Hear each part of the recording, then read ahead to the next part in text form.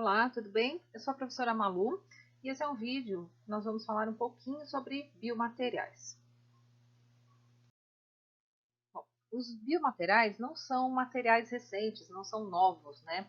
Já existem registros de bioaplicações em épocas antes de Cristo, inclusive, né? Existem, por exemplo, registros de usos de suturas que foram feitas de linho e ouro no Egito Antigo, 2000 anos antes de Cristo. Dentes também feitos com conchas, feito pelos maias, 600 anos antes de Cristo, feito por ferro também pelos franceses e por ouro ou madeira também pelos romanos, chineses e astecas.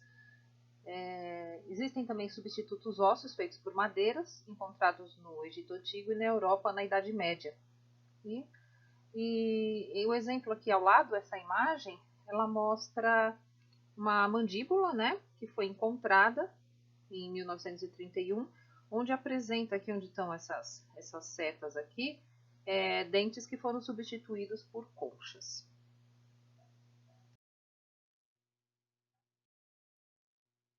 Bom, os biomateriais eles podem ser feitos por metais, por cerâmicas, ou polímeros, ou até por compósitos, que são misturas desses materiais. Eles são classificados de acordo com a ligação química entre os átomos e de acordo com as suas propriedades físicas e químicas. Bom, dentre as novas classes de materiais, né, os mais recentes, mais modernos, nós temos os biomateriais, né, os materiais inteligentes e os compósitos. Esses materiais, eles abrangem diversas áreas, né? Nos biocompostos nós temos a aplicação da área da medicina, com o desenvolvimento da química, com a biologia também e com a ciência dos materiais. Bom, qual a definição de um biomaterial? Biomaterial ele é um material ou uma combinação de materiais, né, que são utilizados para substituir total ou parcialmente sistemas biológicos, tá? Que pode ser, por exemplo, um osso, um dente, uma veia, tá? Ou, por exemplo, um stent que é colocado no coração também. Nessas aplicações são utilizadas biomateriais. Bom, aqui algumas aplicações. Então, substitutos de sistemas biológicos, placas e cimentos ósseos, ligamentos e tendões artificiais e próteses de vasos sanguíneos, de válvulas cardíacas e implantes mamários, dentre outras aplicações.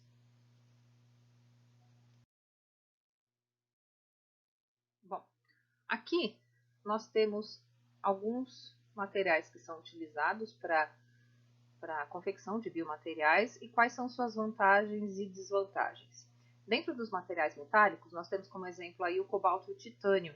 Eles têm alta força de tensão e uma resistência mecânica grande também.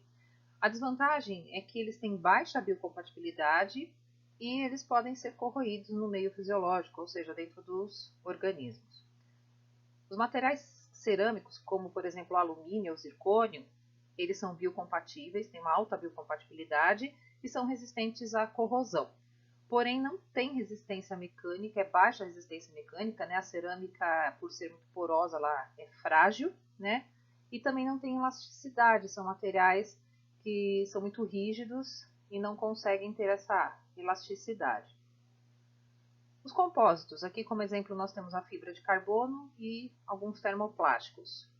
Também tem alta biocompatibilidade e alta resistência à corrosão, mas eles têm uma fabricação um pouco mais difícil. Então esses usos aqui desses três primeiros são um pouco mais limitados. Dentro dos materiais poliméricos, como por exemplo o polietileno, o poliéster, o ABS, dentre outros, nós temos como vantagem são fáceis de produzir, são biocompatíveis, biodegradáveis e flexíveis, né? Porém, eles têm uma baixa resistência mecânica.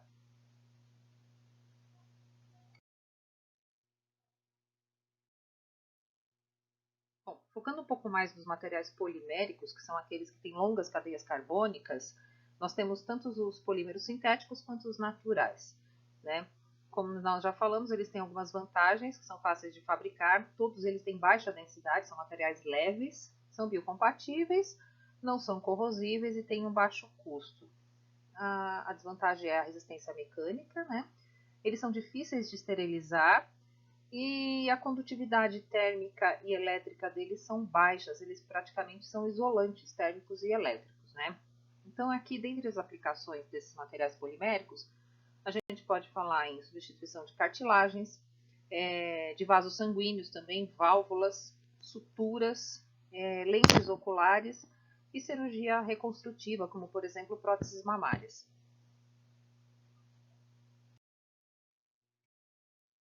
Bom, a escolha do biomaterial ela é um processo importantíssimo no desenvolvimento da peça que vai ser utilizada, né?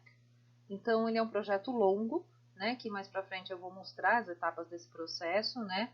E além do desenvolvimento do material, existem as etapas de testes que são feitas. Existem tanto os testes in vitro como os testes in vivo. Os testes in vitro são testes feitos em laboratório e não ainda em ambiente, em seres vivos, né? Então, eles são feitos com condições controladas. Já o teste em vivo, ele está relacionado com o termo dentro do vivo, né? São já experimentos realizados no interior de organismos ou tecidos vivos. Essa aqui já vai para uma segunda etapa do desenvolvimento, depois de ser aprovado o teste in vitro. Bom, os biomateriais eles são classificados como bioinertes, biotolerantes, bioativos ou bioabsorvíveis. Vamos ver um pouquinho a diferença entre um e outro. Bom, os bioinertes são aqueles que não vão ter nenhuma reação no organismo. Eles têm uma estabilidade química elevada, né? Alguns exemplos de materiais que são inertes, né? Quando a gente fala inerte, quer dizer que não reage, né? Pode ser o carbono, a alumina e o zircônio.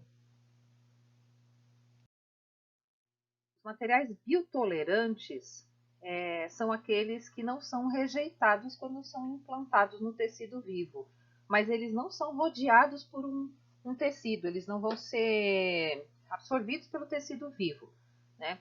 O exemplo aqui de materiais que são utilizados são ligas de ouro, ligas de cromo com cobalto, aço inoxidável F132 e zircônio.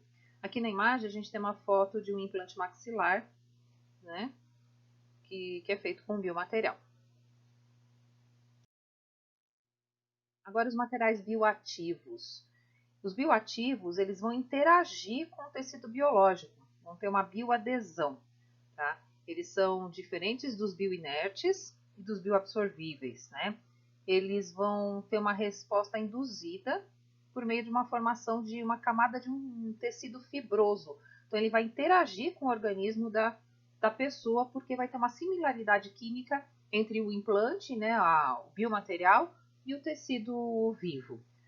Os materiais mais utilizados aqui são o cálcio fosfato, as vitrocerâmicas e a hidroxiapatita. Aqui a gente tem um exemplo de implante dentário. E os materiais bioabsorvíveis? Eles são absorvidos pelo corpo e não causam nenhum tipo de dano. Existem alguns polímeros, como por exemplo o poliácido lático, ou poliácido glicol, tá? Ou a policaprolactana e os seus copolímeros também, né? Eles são absorvidos pelo corpo sem causar nenhum tipo de dano. Um exemplo aí que a gente conhece bem são aqueles fios de sutura, quando são dados pontos. Com o tempo o corpo absorve e não causa nenhum tipo de dano. Bom, e aqui para falar um pouquinho sobre as etapas do desenvolvimento de um biomaterial, nós temos, primeiro, a identificação da necessidade, né? O que vai ser tratado, o que vai ser substituído, ou se é uma mudança simplesmente estética, que é chamada de cosmética, né? Aí é feito o desenvolvimento do dispositivo, uma síntese do material que vai ser utilizado, se vai utilizar um polímero, um metal, né, uma cerâmica. Aí são feitos testes, por exemplo, de propriedades mecânicas para ver se ele é resistente para aquela aplicação, de toxicologia para ver se o material não vai ser tóxico ao organismo humano, quais são as possíveis bioreações do material, se eles vão ter interações com proteínas, se vão ativar células, se vai ter reação com tecido, a bioestabilidade mecânica e química também, se eles serão estáveis dentro de um organismo. Aí é feita a fabricação, depois a esterilização do material, aí esse dispositivo vai ser testado quanto à toxicologia, a biointeração no organismo vivo e também vai ser feito teste em animais. Aí existem as questões regulatórias, né? Para ser feita uma pré-aprovação no mercado, um estudo clínico também, né? Antes de ser implantado a aplicação desse tipo de material, os testes clínicos também e o monitoramento de uso a longo prazo, se ele não vai dar nenhum tipo de reação, algum problema com o tempo. E aí sim vem a aplicação do uso clínico, né? Que é feito o registro desse material, o exame patológico e testes para entender possíveis falhas. Obrigada por assistir e até mais.